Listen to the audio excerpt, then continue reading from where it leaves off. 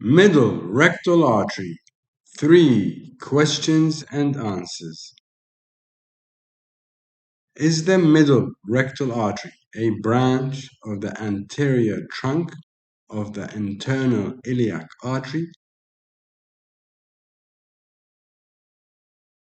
Yes, the middle rectal artery is a branch of the anterior trunk of the internal iliac artery. Does the middle rectal artery supply the rectum? Yes, the middle rectal artery supplies the rectum.